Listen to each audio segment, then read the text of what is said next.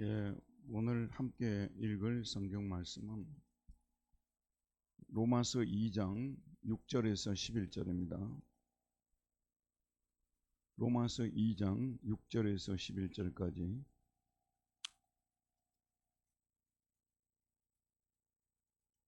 우리 함께 한 목소리로 읽겠습니다. 하나님께서 각 사람에게 그 행한 대로 보응하시되 참고 선을 행하여 영광과 존귀와 썩지 아니함을 구하는 자에게는 영생으로 하시고 오직 당을 지어 진리를 따르지 아니하고 불의를 따르는 자에게는 진노와 분노로 하시리라. 악을 행하는 각 사람의 영에는 환난과 공고가 있으리니 먼저는 유대인에게요 그리고 헬라인에게며 선을 행하는 각 사람에게는 영광과 존귀와 평강이 있으리니 먼저는 유대인에게요 그리고 헬라인에게라. 이는 하나님께서 예모로 사람을 취하지 아니하심이라. 아멘. 오늘 제목은 행한 대로 보응하시는 하나님이십니다. 행한 대로 보응하시는 하나님. 유대인들 여러분 잘 알고 계시죠? 유대인들은 행한 대로 보응하시는 하나님에 대해서 굳건히 믿고 있었던 사람들입니다. 그들은 하나님께서 인간에게 생명을 주시기 위해서 내려주신 율법을 지킬 수 있다고 믿었어요? 없다고 믿었어요? 유대인들은 지킬 수 있다 없다? 있다고 믿었습니다. 그리고 하나님께서는 마지막 날에, 이게 중요해요, 마지막 날에 최후 심판 때에 율법 행위에 따라서 보응하신다, 이렇게 이 사람들은 굳건히 믿고 있었습니다. 아마도 지금도 전 세계에서 이렇게 믿고 있는 모든 사람들 중에서도 탑을 끊는 사람들이 유대인들이라고 볼 수 있죠. 자, 여러분, 헬라인들은 그러면 율법 대신 그들에게는 도덕법칙이라는 것이 우리 인간의 마음에 있다는 거죠. 그래서 양심이라고도 말할 수가 있고 도덕법칙, 이게 있는데 여기에 따라서 정의롭게 살아갈 때 상벌을 헬라인들에게 있어서는, 물론 그 헬라의 그 철학자들이 너무 많이 있어서 다 언급할 수 없습니다만은 상벌을 대체로 보게 되면 죽은 이후에서가 아니라 지금 여기에서 도덕법칙에 따라서 어떻게 살았는가에 따라서 지금 여기에서 상과 벌을 주신다는 이런 원칙을 대체로 지켰어요. 자, 여러분, 플라톤이라는 사람 알죠? 철학자. 이 사람들은 영혼이 없어져 버린다, 불멸한다. 죽은 후에 영혼이 불멸한다고 믿었어요? 없어져 버린다고 믿었어요? 불멸한다고 믿었어요. 그걸 영혼 불멸설이라고 하죠. 들어보셨죠? 영혼 불멸. 영혼은 결코 멸절되지 않는다고 보았는데요. 플라톤의 플라톤의 제자라고도 말할 수가 있고, 여러분, 플라톤과 함께 쌍벽을 이루었던 또 철학자가 누굽니까? 아리스토텔레스라는, 우리 교인들 되게 유식해요. 보통 사람들 아리스토텔레스 잘 모르거든요. 근데 아리스토텔레스는 그 플라톤 같은 경우는 아이디어, 보통 우리가 아이디어라고 하는데 그 사람들은 이데라고 하는데, 이데아 이게 이 세상 밖에 있다고 보았어요. 근데 플라톤 같은 사람은 이런 세상을 구원할 아이디어가 세상 안에 있다고 보는 사람이 누구냐면 아리스토텔레스라는 사람이에요. 제가 드리고 싶은 말씀은, 플라톤은 영혼 불멸을 얘기를 했지만요, 아리스토텔레스는 영혼 소멸을 믿었어요. 많은 분들이 여기에 대해서 잘 모르고 있습니다. 아리스토텔레스는 그냥 우리가 심지어는 영혼까지도 물질의 결합체로 보고 있는 거예요. 그래서 이게 이제 죽고 나잖아요. 그러면 해체돼 가지고 소멸된다고 보는 거예요. 말하자면 영혼이라는 것은 있다 없다? 없다는 거예요. 그런데 이런 이 두 사람의 철학 사상이 그 이후에 오늘날까지도 계속 영향을 미치고 있는데, 대체로 오늘날은 플라톤 흐름보다도 아리스토텔레스의 흐름을 많이 따라가죠. 그래서 죽으면 그냥 해체돼서 끝나는 것으로, 자 이렇게 이제 보는데, 이 사람들은 대체로 도덕 법칙을 신이 우리에게 부과를 하셨는데, 우리가 이 도덕 법칙에 따라서 살면 아까도 말씀드렸습니다마는 내세는 있는지 없는지 모른다는 것이죠. 그렇기 때문에 이 세상에 상벌로 이렇게 주어지는데, 그 사람의 한 행위에 따라서 주어지는데, 이걸 뭐라고 하냐면 이 사람들은 정의라고 하는 거예요. 정의. 정의는 그 사람에게 돌아갈 몫을 정당하게 돌려주는 것을 정의라고 하는 거예요. 예를 들어서 정의로운 사회, 노동자가 열심히 일을 했단 말이에요. 일한 만큼 돌려주는 것이 정의로운 사회예요. 어떤 사람은 놀고 먹잖아요. 놀고 먹는 사람들한테는 그냥 밥 한 그릇만 주고 끝내버리고, 이런 것이 정의라는 거죠. 근데 놀고 먹는 사람들이 더 잘 살고 열심히 일하는 사람들이 오히려 정당한 노동의 대우를 받지 못하니까 거기에서 공산주의라는 게 나온 거 아니겠습니까? 이게 지금도 여러분 어제 저녁에도 대선 마지막 토론을 봤을 것입니다만은, 그 민중당입니까 진보당입니까? 당이 예? 예? 아 민주노동당이에요. 민주노동당 그 사람이 한 얘기를 뭐 따라갈 사람 매우 적겠죠. 그리고 표도 그 사람한테 안 찍을 것이지만 앉아서 듣고 있는 사람들은 참 옳은 얘기 많이 한다, 이런 얘기 분명히 동의했을 거예요. 근데 현실이 과연 그러냐? 현실이 당신처럼 되냐? 이것 때문에 사람들이 이제 그래도 현실적 뭔가 가능한 것을 얘기하는 그런 정당들에게 투표를 하는 거 아니에요? 맞죠, 여러분? 근데 민중당이 얘기한 것이 옳은 것이 되게 많아요. 그러니까 일한 만큼 행한 대로 그 사람에게 돌아갈 것이 돌아가야 돼요. 악을 행하는 사람들은 거기에 대한 형벌이 돌아가줘야 되고, 선을 행하는 사람들에게는 거기에 대한 상이 돌아가줘야 되는데, 이게 정의로운 사회 아니에요? 그리스도인들이 추구하는 이 그 가치는 뭐냐면 이 세상 공동체 안에 정의로운 사회를 실현하고 싶었던 것입니다. 이게 이 사람들의 중요한 몫이었죠. 그러나 유대인들 같은 경우는 죽은 후의 세계에 대해서 더 많은 초점을 가지고 있었어요. 죽은 후에 이 땅에서 율법을 제대로 지킨 선을 행한 사람에게는 뭘 준다고요? 상을 주시고, 또 뭐죠? 악을 행하는 사람들은 율법을 지키지 않고 악을 행하는 사람들에게는 뭐죠? 형벌을 내린다, 심판을 내린다. 이게 이제 유대인들은 저 세상에 많이 가 있고요, 이 히랍인들은 이 세상에 더 많이 있어요. 근데 어쨌든 둘 다 결국은 행한 대로 부응하신다는 이 원칙을 믿고 있는 것이죠. 중세로 가보게 되면요, 중세 알죠 여러분? 중세는 한 AD 500년부터 시작해 가지고 그 오크아도르입니까? 게르만의 그 지휘관이었죠. 그 사람이 이제 그 서로마 제국을 평정을 해버렸어요. 서로마 제국을 멸망을 시킨 거 아니겠어요? 그래서 이제 동쪽으로 가 있던 동로마 제국만 남고 서로마 제국은 없어져 버린 거예요, 역사에서요. 그때부터 이제 루터가 종교개혁을 일으켰던 1517년까지 한 1000년 동안을 소위 말해서 중세시대라고 우리가 얘기를 하는 거예요. 근데 이 중세시대에는 물론 뭐 동방정교회도 있고 그랬습니다만은, 가장 강력한 그 종교는 로마 천주교회 있잖아요. 로마 캐톨릭 교회. 로마 캐톨릭 교회가 중세 전체를 리드했다고 해도 과언이 아닙니다. 근데 이 로마 가톨릭의 구원관이 유대인 구원관을 그대로 가지고 온 거예요. 이 사람들이요. 유대인 구원 행한 대로 갚아주신다, 이런 하나님을 계속해서 이 사람들이 설파를 했다는 것이죠. 자, 그래서 과연 우리가 행한 대로 만약에 구원을 받는다고만, 그렇게 행해서 구원을 받을 사람이 과연 있는가?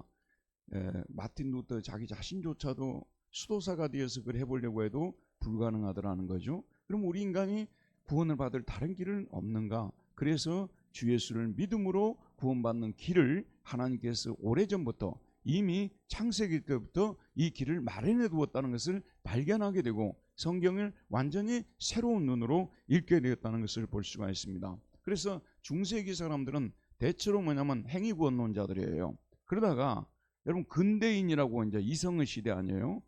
이성의 시대에 그 돌입한 근대인들, 이제 저희들은 현대인이라고 그러죠.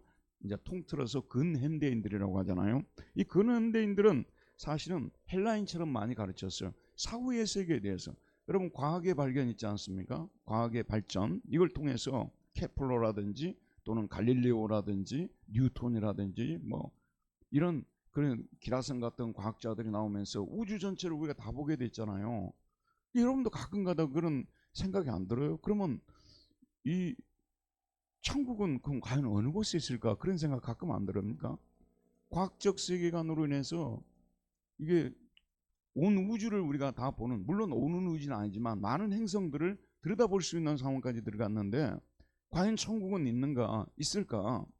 그래서 근대인들은요, 사실은 무신론자들도 많이 생기게 됐어요. 신이 있는지 없는지 모른다는 얘기죠. 그래서 이 근현대인들은 대체로 뭐냐면 헬라인들 같은 사상을 가지고 있어요. 신이 있더라도 이 세상에 정의 사회를 실현하는데 도움을 줄 수 있는 신, 그런 신을 필요로 하지 사후에 우리가 어떻게 살았느냐에 따라서 상을 주고 벌을 주고 심판을 하고, 그런 신은 이미 사라져 버렸어요. 그런 신은 이미 없다고 보는 시대가 되어졌습니다. 그러니까 저와 여러분은 이런 시대에 그럼에도 불구하고 선악에 따라서 사후에 심판하시는 하나님을 믿고 산다는 것이 쉬운 시대에 어려운 시대예요. 쉬운 시대에 어려운 시대예요. 어려운 시대입니다. 정말 어려운 시대고, 그래서 여기에서는 뭐가 중요하냐면요, 이걸 사실적으로 증명해 줄 수, 보여줄 수도 없어요. 여기서는 개인적인 체험만이 중요합니다. 여러분도 천국과 지옥을 스스로 체험해 봐야 돼요. 여러 학자들도 예를 들면 유명한 C.S. 루이스라든지 이렇게 좀 많이 배운 사람들, 지성인들을 대상으로 했던 이런 분들도 지옥을 가르치지 않는 복음이라는 복음이 아니다는 거예요. 굉장히 똑똑한 사람이고 많은 사람에게 영향을 미친 사람이지만 지옥을 믿지 않는 신앙이 제대로 된 신앙이냐, 이렇게 얘기하는 분들도 있지만 많은 그리스도인들 중에서도 사실은 사후의 세계를 믿지 않고 선악을 따라서 갚아주시는 하나님을 믿지 않는 사람이 의외로 많습니다. 저는 그 유럽에서 신앙생활 하는 분들 많이 봤지 않습니까? 그 사람들 대학에 들 때 과연 이 사람들이 천국과 지옥을 믿고 있을까 의심할 때가 참 많이 있었어요. 현실의 삶 속에서도 선을 행하고 참고 선을 행하는 삶을 살았을 때 거기에서 하나님께서 나에 대해서 보응하시고 내가 하나님을 속이고 악을 행하고 살았을 때 어떻게 그것을 아시고 심판하시는 하나님에 대해서 저들은 과연 알고 있는가, 알고 있을까 의문이 날 때가 많이 있습니다. 그러나 저는 그런 하나님을 믿고 있는 것이거든요. 그러니까 21세기에 신앙생활 하시는 분들이요, 정말로 성경대로 예수를 믿는다는 것이 하늘의 별을 따는 것처럼 쉽지 않은 거예요. 여러분, 정말로 어렵습니다. 그러나 우리는 사후의 세계가 있고 심판하시는 이가 있고 우리의 선악을 따라서 심판하시는 그 마지막 최후의 법정에서 마지막에 뭐죠? 그 요즘 와서 그 마지막에 탁 내놓는 카드 있잖아요. 그 뭐라고 하죠? 히든 카드라고 볼 수도 있고, 무슨 찬스? 무슨 찬스? 예수 찬스로 사는 거예요. 예, 그 마지막 결정적인 때 누가 와서 예수님이 예수 찬스를 우리가 쓰는 거예요. 거기서 우리가 구원을 받는 거예요. 그러나 우리 모두는 하나님의 법정 앞에 선다 서지 않는다? 선다는 것이 성경이에요. 근데 이걸 노아의 시대처럼, 오늘 새벽에도 설교했습니다마는 노아의 시대처럼 이것을 믿기가 어려운 시대예요. 홍수가 나서 세상이 멸망한다고 말했을 때 노아 가족 외에는 아무도 안 믿었잖아요. 그래서 제가 오늘 아침에도 내가 설교했던 내용인데, 앞으로의 목회자들은요, 이 젊은 뭐 20대 30대 목사님들 있잖아요, 목회자들, 이런 분들은 굉장한 그 저항에 부딪힐 겁니다. 이런 얘기하게 되면 지금 여기 앉아 계신 분들은 그래도 어느 정도 받아들이는데요, 이 젊은 세대는 과연 그것을 받아들일 수 있을까? 참 어려운 시대에 목회를 하겠다, 그런 생각을 해보게 되는 것입니다. 하지만 우리는 마지막 날에 모두가 하나님의 법정 앞에 서게 돼서 선악을 따라서 우리는 심판을 받게 되는데, 그때 우리 예수 믿는 사람들에게는 예수 찬스를 써서 우리가 거기서 빠져나온다는 거예요. 그것이 심판에 이르지 아니하고 사망에서 생명으로 옮겼느니라 라는 말씀이거든요. 사실 제가 지금 여러분에게 전하는 이것이 복음입니다.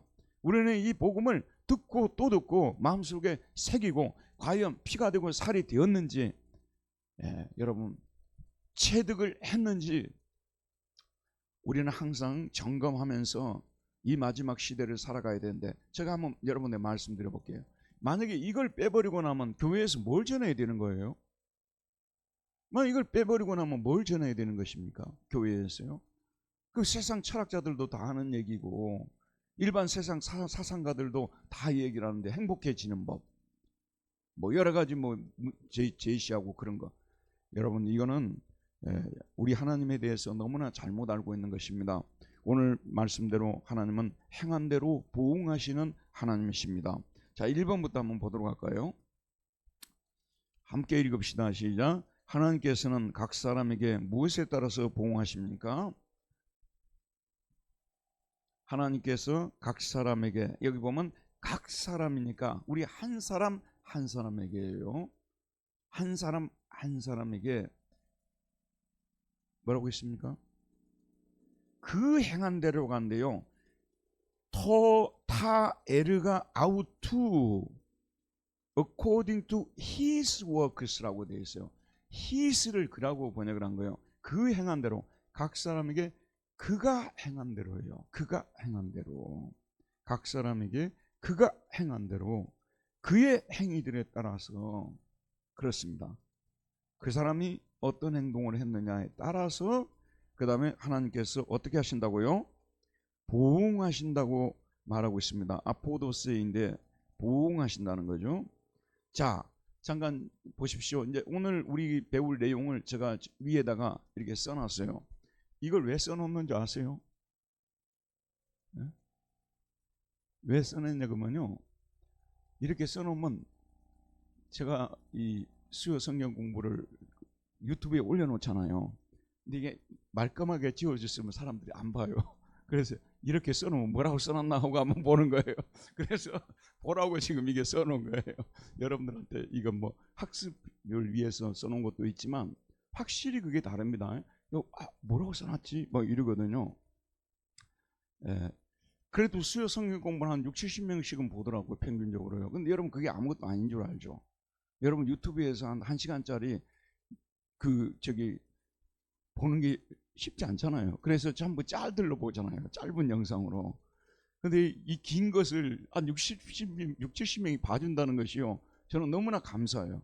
그래서 하나님 앞에서 아이고 큰 교회 목사님들은 10만 명, 20명 보는데 나는 그분들은 또 그분들대로 이렇게 또 팬들이 많으니까 보는 거고, 저는 또 저 설교를 60-70명이라도 이렇게 매주 들어준다는 것이, 또 주일 설교도 듣잖아요. 들어준다는 것이 얼마나 감사한지, 항상 감사하는 마음을 잃어버리게 되면 하나님이 기뻐하지 않습니다. 저에게 주어진 환경에 대해서 감사하고 나아가면 또 하나님이 이 설교를 사용해서 많은 사람들에게 또 도전을 줄 수가 있겠죠. 어쨌든 그러기 위해서 쓰는 건데, 여기 보게 되면, 자, 여기 보면 페이가 나오죠. 페이. 우리가 물건을 사기 위해서 지불을 하잖아요. 뭘 지불을 하죠? 그러면 거기에 대해서 돌아오는 뭐가 나왔어요? 리페이가 나온 거예요. 리는 다시라는 거죠. 다시 페이. 되돌려준다는 말이죠. 다시 지불한다, 되갚아준다, 이런 표현을 쓰잖아요. 이게 우리가 하나님 앞에서 어떤 행위로, 선한 행위로 페이를 하면 하나님께서 영광과 존귀와 이런 것들로 리페이 해주는 것이고, 이걸 보응해 준다고 말하신다는 뜻이잖아요. 되갚아 주신다는 뜻, 되돌려 주신다는 뜻이고, 이런 다시 지불해 주신다는 그런 얘기고, 또 악을 행하게 되면 거기에 대해서 또 하나님께서 어떻게 한다는 거예요? 리페이. 악을 페이하게 되면 또 하나님이 거기에 따른 진노와 공고 이런 것들을 리페이해 준다는 거. 이걸 우리 예수 믿는 여기 앉아 계신 분들은요, 정도의 차이나 있겠지만, 우리가 우리 행위를 통해서 하나님이 리페이를 해줬다고 그것이 우리 구원의 근거는 절대 될 수가 없어요. 구원의 근거는 오직 유일하게 예수 그리스도 믿는 그의 구원의 근거지만, 하나님이 살아계신 분이시고 구원자이심과 동시에 정의롭게 살아가기를 원하시는 분이시라는 것을, 그런 행위를 기뻐한다는 것을, 또 그런 행위를 싫어한다는 것을 알리시기 위해서 저와 여러분들에게도 때로는 우리가 참고 선을 행하게 될 때 하나님께서 거기에 대해서 갚아주셨구나, 이런 생각을 갖고, 또 내가 하나님을 속이고 성령을 속이고 행했을 때 거기에 대해서 또 공고와 환난으로 갚아주시구나, 그런 것들은 어느 정도는 느끼잖아요. 맛보기로 하나님께서 천국과 지옥은 이 세상에서 하나님께서 맛보기로만 보여주는 거예요. 나중에 가가지고 본영화는요 천국에서 상영되기 때문에 우리는 그때의 그 기쁨과 그 환희에 대해서요 솔직히 아직 우리는 그 모른다고 봐도 과언이 아닐 정도예요. 하지만 이 지상에서도 하나님이 선을 행할 때, 선을 페이할 때 이런 것들 좋은 걸로 리페이해 주신다는 거, 또 악을 행할 때 거기에 대해서 리페이해 주신다는 거, 이런 거에 대해서는 우리가 이 세상에서 어느 정도 느낄 수 있기 때문에, 자, 하나님이 우리에게 원하시는 것은 우리가 하나님의 선한 백성이 되는 거예요. 제가 예전에 베를린에 있을 때 거기에 가면 한인회보라고 있어요. 한 4,500명 되는데 거기서 이제 우리 목사님들은 거기에 가면 유지예요. 유지. 얼마나 유지가 되는 줄 아세요? 이 분당에서는 나를 찾아오는 인간들이 없어요.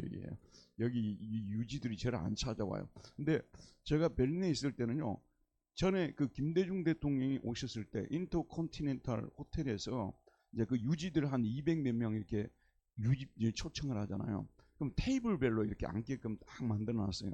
여러분, 제가 어느 정도 유지였는 줄 아십니까? 여기 제 앞에 경호원 테이블이 있어요. 경호원 테이블이 있었어요. 그 다음 테이블에 앉는 사람이에요. 근데 우리 교회에서는 나를 안 알아줘. 내가 그런 엄청난 소위 VIP였는데 거기는 뭐 10명, 수명 목회를 해도 목회자들을 그리 대우해줘서 그리 앉았어요. 근데 또 뭔 얘기 하려다가 이리로 빠져버렸죠? 재밌는 얘기 하려다가 여기로 빠져버렸죠. 자, 본론으로 들어가 보도록 합시다. 하나님께서 각 사람에게 무엇에 따라서 보응하신다고요? 그 행한 대로, 그가 행한 대로요. 그의 행위들에 따라서 그가 행한 대로 아포데스를 리페이 해준다는 것이죠. 선을 행하면 선을 페이해주고 악을 행하면 악을 리페이해 준다는 것, 이것이 바로 하나님의 정의입니다. 자, 그 다음에 2번 한번 보도록 합시다. 2번 읽읍시다. 시작. 하나님께서는 참고 무엇을 행하여 영광과 존귀와 썩지 아니함을 구하는 자들에게는 무엇을 주십니까? 자, 참고 선을 행해야 되는데 선한 행위의 인내에 의하여, 직역을 하게 되면 선한 행위의 인내에 의하여 이렇게 되어 있는데, 의역을 할 때 참고 선을 행하여, 참고 선을 행하여 이렇게 번역하는 것은 좋은 번역입니다. 참고 선을 행하여, 자, 여기 보면 참고 선을 행하여, 그 다음에 뭘 구하는 사람이에요? 참고 선을 행하면서 무엇을 구한다고요? 영광과 그 다음 뭐죠? 존귀와 그 다음 뭐죠? 썩지 않음을. 제투시라는 말은 찾고 구한다, 그런 뜻입니다. 그것을 간절히 찾는 거예요. 뭘 찾는 거예요? 영광과 존귀와 썩지 않음을, 영광과 존귀와 썩지 않음을 간절히 구하는 자에게는, 간절히 찾는 자에게는, 여러분 지금 우리 시대는 그 불멸성이라는 것이 있잖아요. 썩지 않음에 대해서요, 별로 이런 말들을 현대인들은 잘 쓰지도 않고 그랬습니다만 고대인들은 굉장히 많이 썼어요. 불멸이라든지 썩지 않음이라든지 이런 거 있잖아요. 굉장히 이 사람들은 많이 쓰던 용어입니다.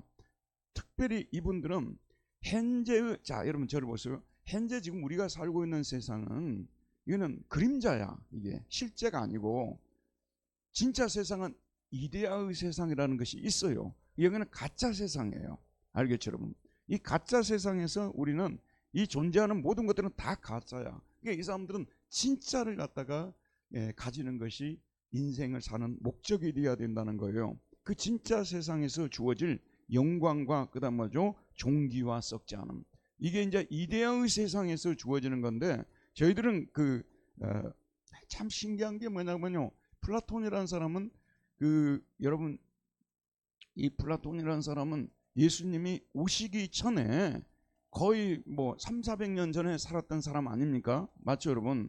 그런데 이 사람은 구약 성경을 읽었을까, 읽어보지 않았을까? 뭐 물론 의견 차이들이 있겠죠. 이 사람은요, 진리를 찾기 위해서 그리스에서 태어난 사람입니다만은 이 사람은 온 세상을 쫓아다닌 사람이에요. 진리를 탐구하기 위해서.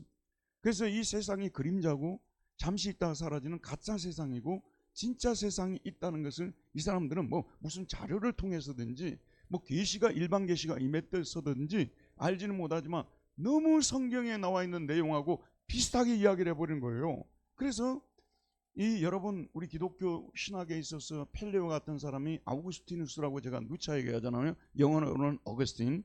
이 사람이 기독교가 뭐냐에 대해 설명을 했는데 플라톤이 설명한 거하고 너무 비슷한 거야. 그래서 아우구스티누스를 플라톤주의자라고 이렇게 칭을 정도였어요. 근데 이 사람이 성경을 읽어보지도 않았을 텐데 어떻게 그런 지식을 갖게 되었을까 신기해요. 너무 많이 비슷해가지고 우리도 그러지 않습니까? 이 세상이 잠시 살다가 가는 세상으로 보지 않습니까? 거짓이 난무하는 세상이고 무엇이 참인가를 우리는 잘 알기가 어려운 세상 아니에요? 근데 우리는 참된 세상이 있고 영원한 세상이 있고 우리가 이 땅에 사는 목적은 거기에 가서 하나님께 칭찬받고 영광의 면류관을 쓰고 불멸의 삶을 사는 거 아니에요. 이게 사실 우리가 원하는 거 아니겠습니까? 근데 플라톤이라는 사람이 예수님이 태어나기 전에도 한참 전에 태어난 사람이 어떻게 이런 것을 알 수 있을까? 일반은총이라는 것이 무서워요. 여러분 공자라든지 맹자 있지 않습니까? 공자를 읽으면요 유대인의 책을 읽는 것처럼 느껴요. 그다음 노자의 책을 읽잖아요. 노자의 책을 읽으면 완전히 은혜란 것이 무엇인가, 은혜로 사는 것이 무엇인가, 무의자연. 참 이게 성경하고도 너무 많이 닮아서 깜짝깜짝 놀래요. 이런 걸 뭐라고 합니까? 일반은총이라고 하잖아요. 일반은총.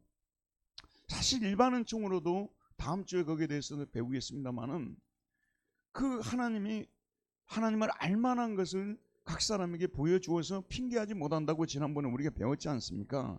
참 신기해요. 이 사람들도 선악 개념이 다 있고요. 마지막 이후에 그들 속에도 자기도 모르지만 이 세상으로 끝난다고 말하는 분들도 아주 많이 있지만 여전히 뭐랄까 생득적으로라는 말을 쓰거든요. 선천적으로 우리 인간의 마음속은 불멸을 사모하고 있어요. 그리고 영생과 종기, 영광과 종기 거기에서 영원한 하나님의 나라에서 얻을 그런 것들을 얘기를 하고 있다는 것이 참 신기합니다. 근데 오늘 말씀을 보게 되면 바로 그걸 말씀하고 있는 그의 행위에 따라서 하나님께서 참고 무엇을 행하면요? 선을 행하면서 뭘 찾으면요? 영광과 종기와 썩지 아니함을 구하는 자들에게는 무엇을 주신다고요? 영생을 주신다는 거예요. 썩지 아니하는 사람들에게는 영생을 주신다. 그럼 영생이 뭐예요?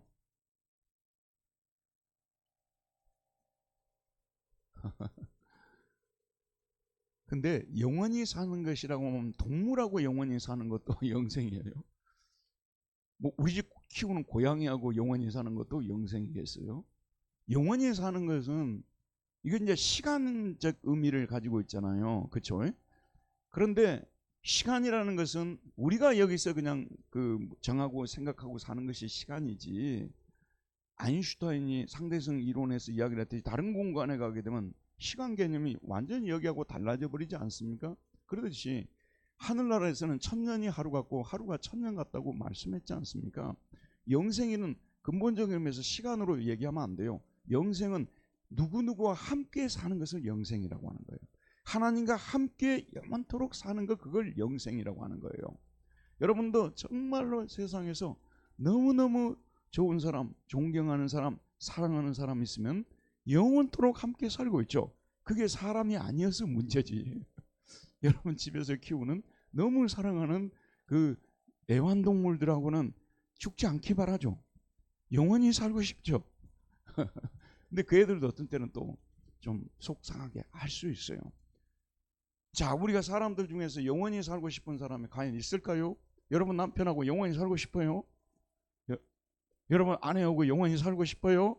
많은 분들이 말을 안 할 거예요. 사실 자기 속에 있는 얘기를 그냥 숨겨둘 거라고. 근데 정말 좋으신 하나님, 그분을 우리가 알게 될 때 우리는 그분과 함께 영원히 살고 싶을 것입니다. 근데 예수를 믿는 자들에게는 그분이 우리와 영원히 함께 살아준다는 것이에요. 하나님이 우리를 버리지 아니하시고 영원토록 하늘에서 영원히 함께 산다는 이것이 영생이에요. 그런 영생을 누구에게 선물하신다고요? 이 땅 위에서 참고 뭘 행하면서요? 선을 행하여 영광과 종기와 썩지 아니함을 구하는 사람들에게 하나님께서 영생으로 리페이해 준다고 말이에요.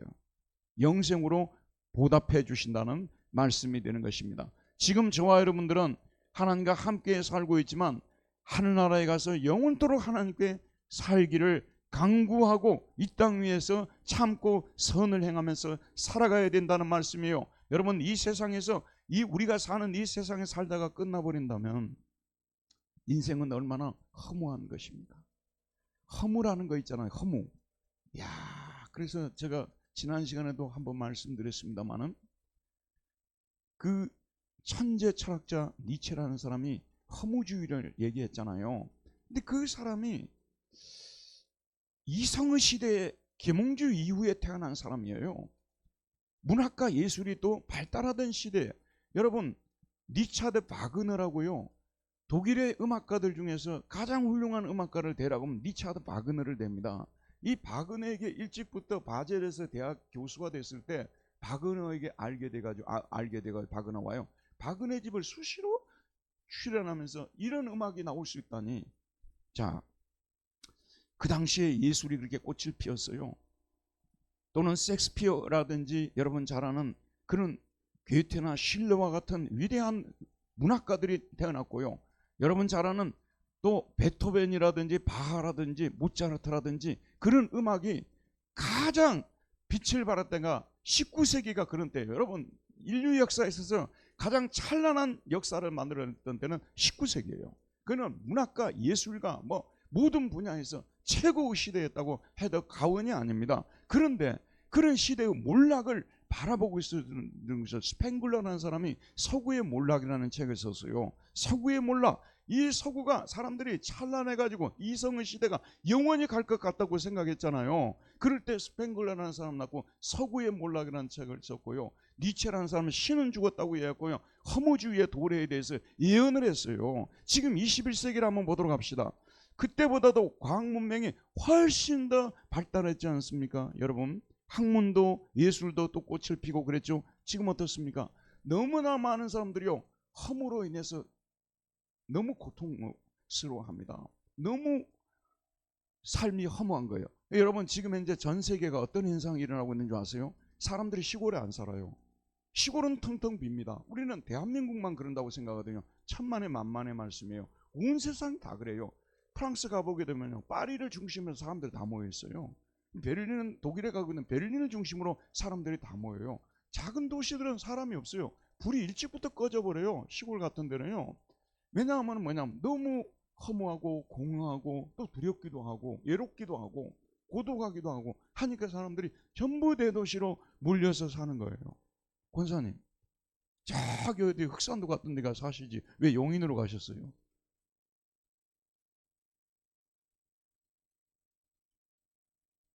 여러 가지 이유가 있겠죠. 네. 근데 너무나 많은 사람들이요, 사실은 또 죽는 것도 내 마음대로 못 죽잖아요. 지금은요.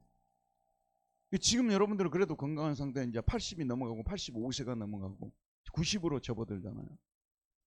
저는 그때를 경험해 보지 않았습니다만은 경험하신 분들 참 하루하루가 쉽지 않을 거예요. 바보가 아닌 이상.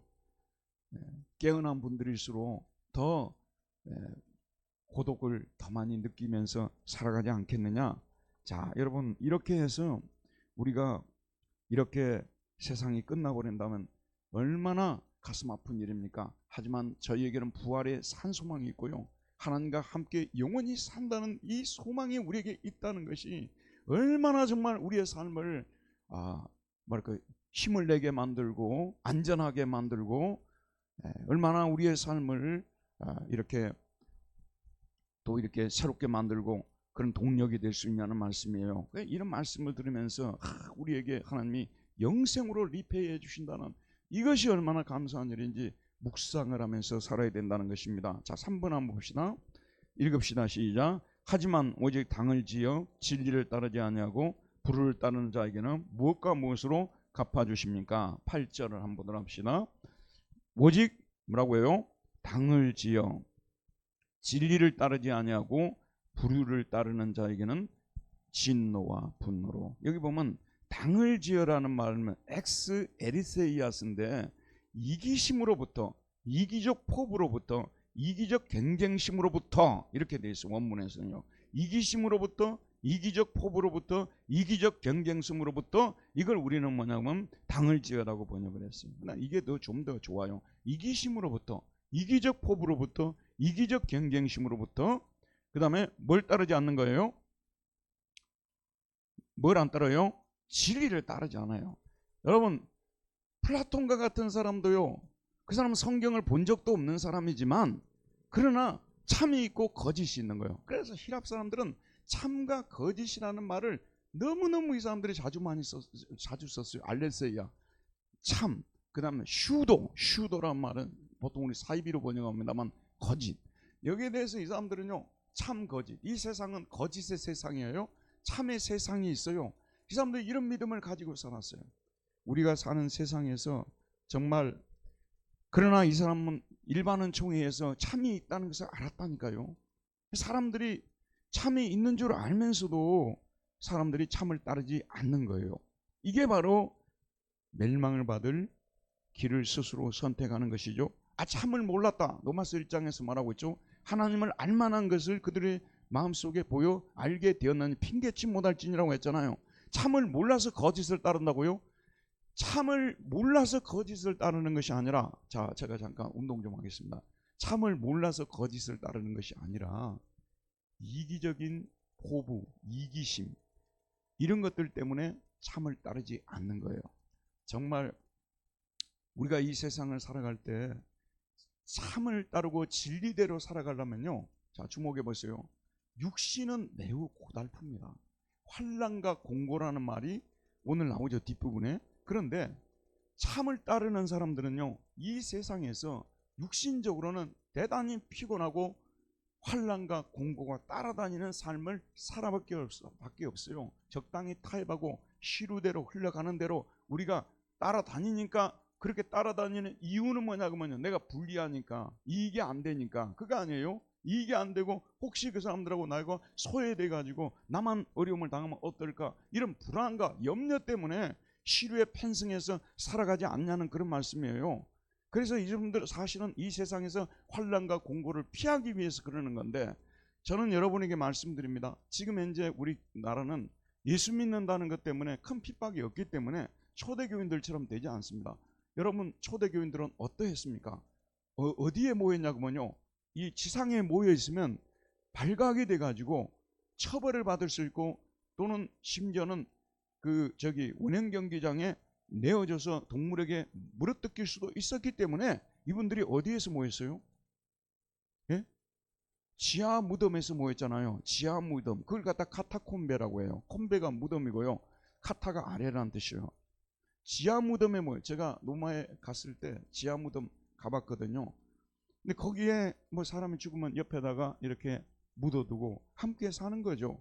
근데 굉장히 고달팠어요. 뭐 우리 처음에 예수님이 이 땅에 기독교가 들어왔을 때 처음 예수 믿은 사람들도 얼마나, 아무리 유교가 몰락했다 하더라도요, 여전히 유교가 있었잖아요. 그 속에서 조상들에게 제사를 드리지 않고 해서, 우리보다도 개신교보다도 100년 전에 들어왔던 카톨릭 신앙인들 있잖아요. 여기 지금 무슨 천지남 있잖아요. 거기에서 시작이 됐어요. 거기서 카톨릭 관계된 책들도 읽고 몇 명이 모여가지고 거기서 이 카톨릭이 발언한 거예요, 우리나라에요. 여러분 뭐 누굽니까? 그 유명한 누구지? 정약종 이런 사람들이 거기에 모여가지고 그거 했다고 말이에요. 근데 그 사람들은 제사를 반대했잖아요. 우린 살아계신 하나님에게만 이 예배를 드려야 되는 거지 죽은 사람에게 제사를 드릴 수 없다 해서, 여러분 잘 아는 4대 사국을 겪었잖아요. 얼마나 많은 고난을 겪었습니까? 또 우리가 개신교가 1894년에 이제 들어오게 되는데, 그 이후에도 개신교가 예수 믿는다는 이걸로 인해서 어마어마한 또 고통을 겪었죠. 공산주의가, 이제 김일성 공산주의가 저쪽에 북한에 들어왔잖아요. 1945년 통일이 되면서요, 해방이 되면서요.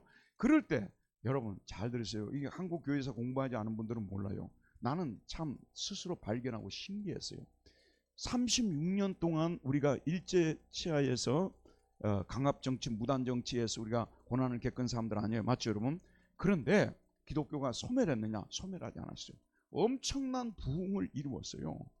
당시 기독교가 뭐 장로교, 감리교, 성교교 해가지고 다 숫자가 늘었어요. 처음에 한일합방 되고 나서 백오인 사건 때만 또 3.1운동 때만 기독교인들이 좀 어려움을 겪었지 사실 기독교가 그렇게 많은 핍박을 받지 않았어요.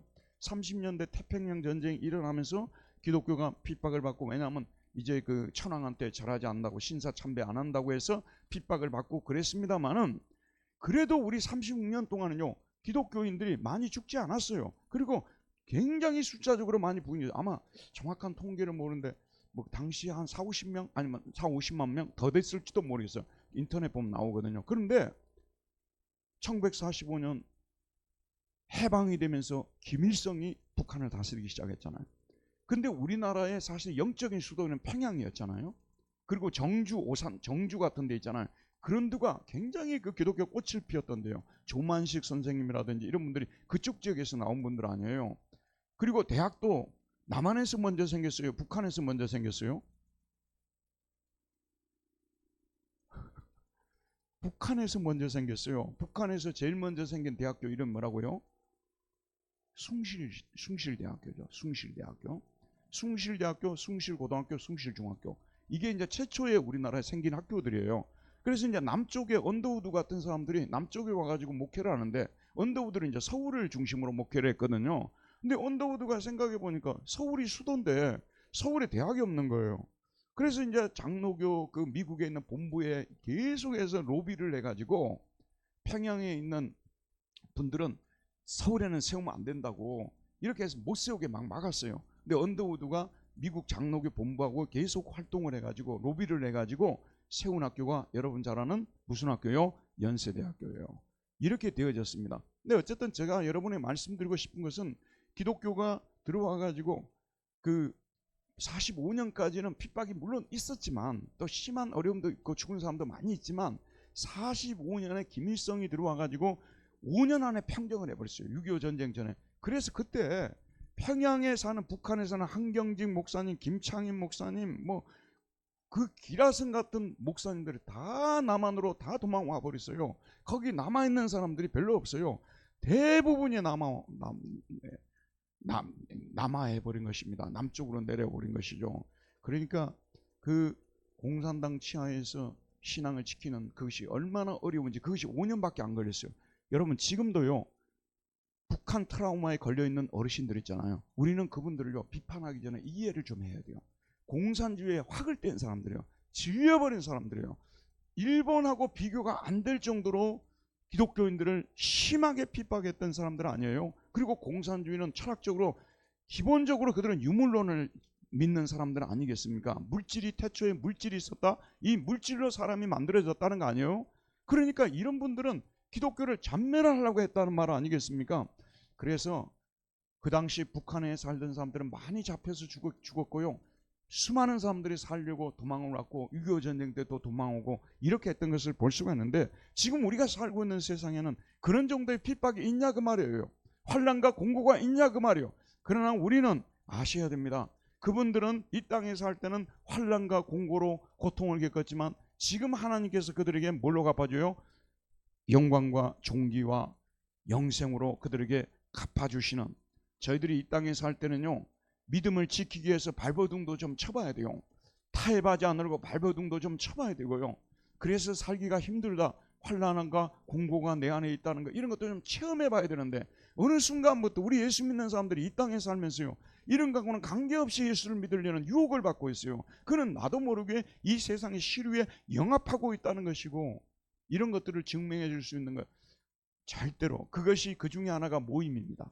여러분 이 모임은 아무것도 아니고, 솔직히 말씀드리면 여기 와서 말씀을 듣고 가나 안 들으나 별로 상관이 없어요. 그러나 이런 모습들은요 우리가 진리를 따라 살려고 발버둥을 치는 모습이라 보면 되는 겁니다. 여기 한 번 더 왔다고 해서 뭐 여러분의 인생에 뭐 돈이 100만 유로가 막 떨어지고 그러던가요? 아닙니다. 여러분이 안 되는 일이면 갑자기 막 풀리고 그러던가, 그런 거 아닙니다. 우리가 여기에 와서 성경 말씀을 배우고 듣고 하는 것은 지식을 쌓으려는 겁니까? 아닙니다. 충분히 쌓은 분들입니다. 왜 그러냐 그러면요, 우리 믿는 자들이 함께 모여서 성경을 보고 기도를 하고 교제를 하고 믿는 자들의 정체성을 여기서 확인하기 위해서 우리가 이 모이는데, 이러다 보게 되면 시간도 빼야 되고 약속도 하지 말아야 되고요, 우리가 큰 어려움을 당하지 않아도 여러 가지 면에서 결단을 하지 않으면 이런 모임에 올 수 없는 거 아니겠습니까? 적어도 우리가 이런 정도의 고난도 없이 이런 정도의 어려움도 당해보지 않고 어떻게 하나님 앞에서 마지막 날에 설 수 있겠느냐는 그런 말씀이에요. 이런 것들을 여러분 생각을 하면서 신앙생활을 하는 분들이 되어야 되는 것입니다. 그래서 당을 지어 진리를 따르지 않냐고 불의로 따르는 자에게는 무엇과 무엇으로요? 진노와 뭐요? 분노로 갚아주신다는 것. 진노와 분노로 리페이해 주신다는 겁니다. 4번 한번 보도록 합시다. 악을 행하는 각 사람의 영에는 무엇과 무엇이 있다고 합니까? 먼저는 누구에게, 그리고 그 다음은 누구에게라고 말합니까? 9절을 보도록 합시다. 악을 행하는 각 사람의 영예라고 되어 있는데 이 영예가 푸시케입니다. 푸시케. 이 헬라 사람들은 뭐냐면 푸뉴마를 영이라고 해요. 푸시케는 뭐냐면 혼이라고 합니다. 그래서 이 번역이 영혼이라고 번역해, 영혼이라고 번역하든지 아니면 몸, 혼 이런 걸로 번역해야 이게 더 올바른 번역인 것입니다. 이 말은 무슨 얘기냐면요, 당을 지어 여기 보면 악을 행하는 각 사람의 몸에는, 혼에는 무엇과 무엇이 있다고 말하는 거예요? 환난과 공고가 있을 것이라고 말하고 있어요. 이게 우리가 잘못하게 되면 영으로 그냥 고난을 당한다고 하면 이게 뭐 그렇게, 근데 우리 집사람하고 집에서 자주, 아마도 상당히 자주 이 얘기는 할 거예요. 정신적인 고통이 큰 것인가, 육신적인 고통이 클 것인가. 참 여러분 쉽게 말하면 안 됩니다. 정신적 고통이 물론 자살하는 분들도 많으니까 너무 힘들겠죠 여러분. 하지만은 신체가 진짜 아파가지고요 고통을 당할 때, 야 그것이 어떨까요? 우리 김현 집사님 처음에 여기가 부러졌을 때 어떠셨어요? 병원에도 바로 가지도 못하셨고 굉장했을 것입니다. 그 고통이요 굉장했을 거예요. 너무 아파가지고 막 견딜 수가 없어. 어떤 사람들은 실신해버리거든요. 너무 아파가지고. 우리 김민경 원사님도 그냥 한 이틀을 실신했다 그러더라고요. 너무 아프니까요. 신체가 아픈 거. 그런데 여기서 환난과 공고는요 영으로만 환난과 공고가 아니라 우리의 몸 전체에 환난과 공고가 따르는 겁니다. 그래서 여러분이 지옥을 가지 말아야 되고요 이 세상에서 악을 행하는 삶을 살지 말아야 되는 거예요. 하나님이 우리에게 고통을 주실 때는요 영으로만 고통을 주는 분이 아니에요. 우리의 신체, 우리의 몸, 우리의 혼, 여기 전체에 걸쳐서 환난과 공고를 주시는 분이시라는 말, 갚아주시는 분이시라는 겁니다. 그 다음 첫째는 누구라고 말하고 있습니까?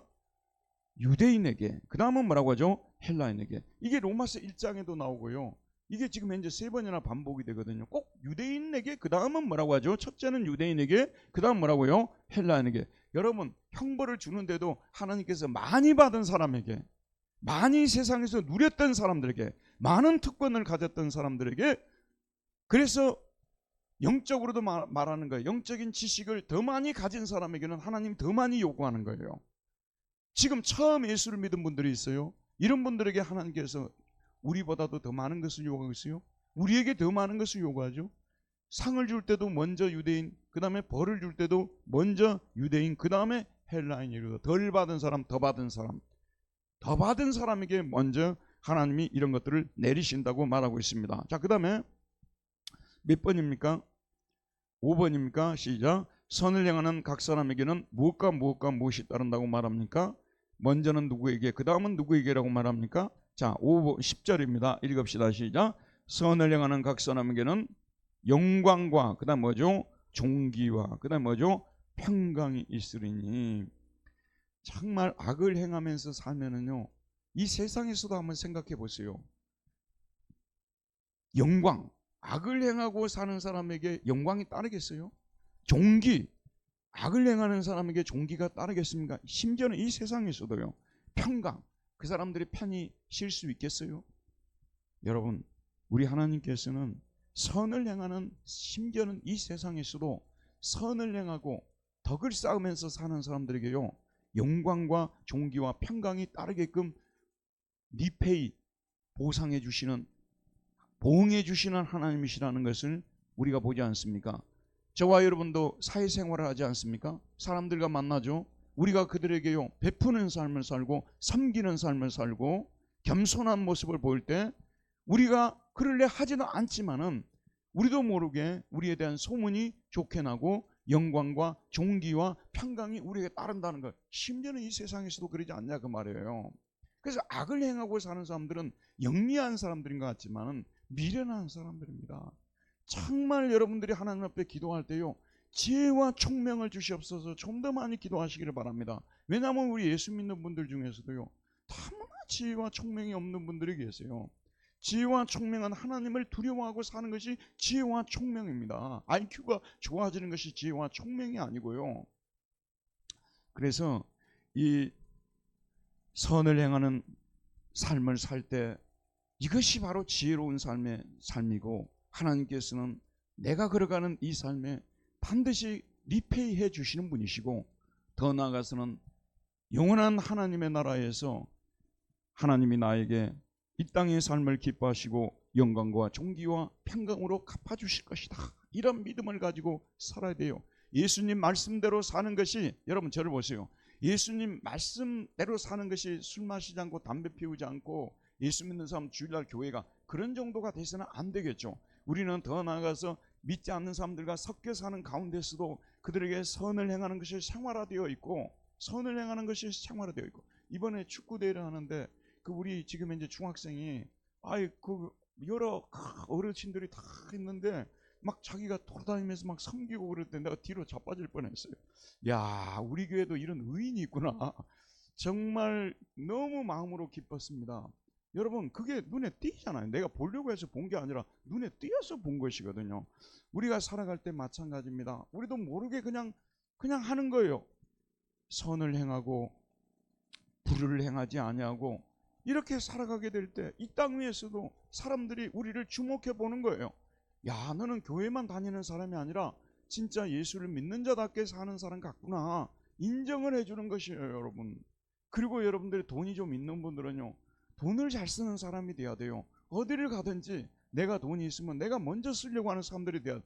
사람은 돈을 안 쓰는 사람을 뒤로 가서 다 욕하게 되어 있어요.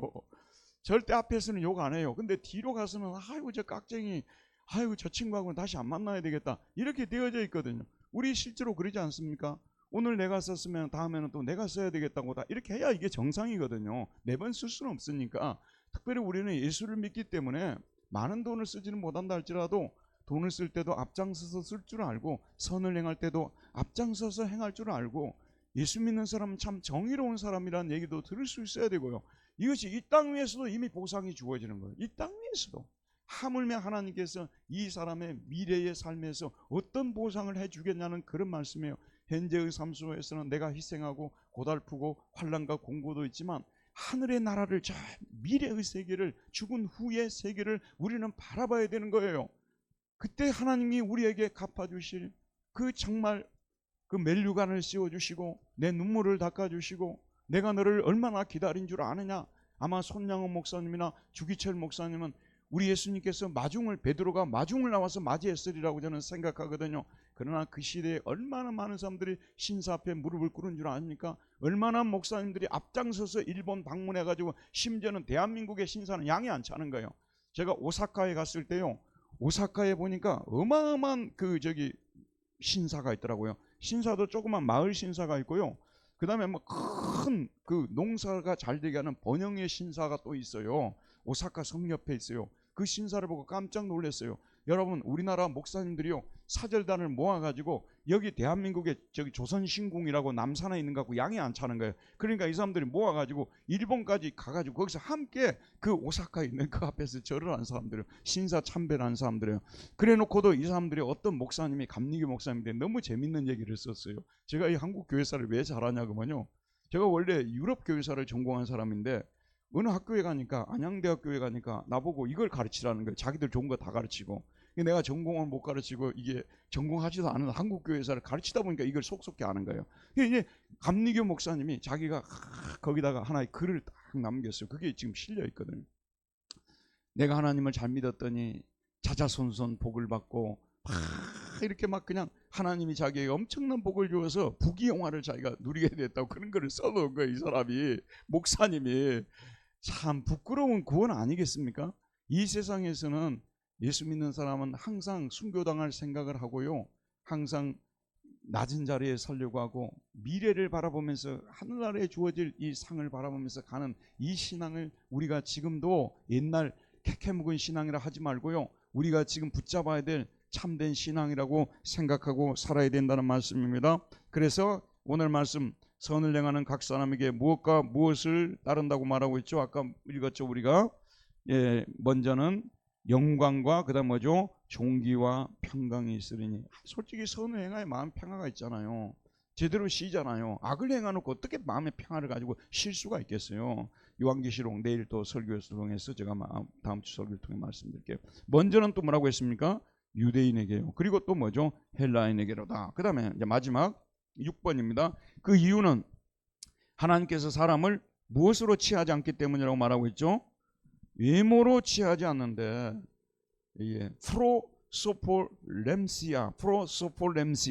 프로소폴렘시아, 이거는 뭐냐면요, 편파성, 당파성이란 뜻이에요.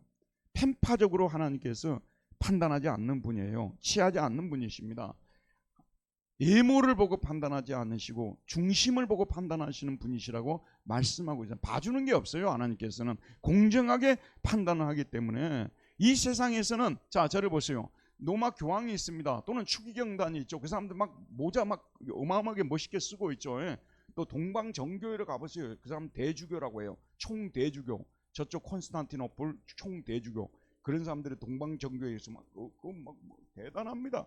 그러면서도 정말 그들이 이 땅에 살면서 오늘 말씀처럼 선을 행하고 악을 행하지 아니하고 두렵고 떨림으로 하나님을 섬겼다면, 그 하나님께서 그들에게 정말 좋은 것으로 갚아주시겠지만, 그들이 이 땅에 살 때 외모와는 다르게 형편없이 살았다면 하나님이 다 알고 계시지 않겠냐고 말해요. 일반 성도들은 다 속을 수 있지만 거기에 대해서 편파성 없이, 당파성 없이 하나님께서 유대인이라고 봐주고 헬라인이라고 봐주고 그런 것이 없이 외모로 사람을 판단하지 않기 때문이라고 말하고 있습니다. 마지막 하나만 보도록 합시다. 7번 같이 읽읍시다. 시작. 하나님께서 인간이 행한 대로 보응하신다면 자신의 행위로 그분 앞에서 의롭게 될 인간이 있을까요?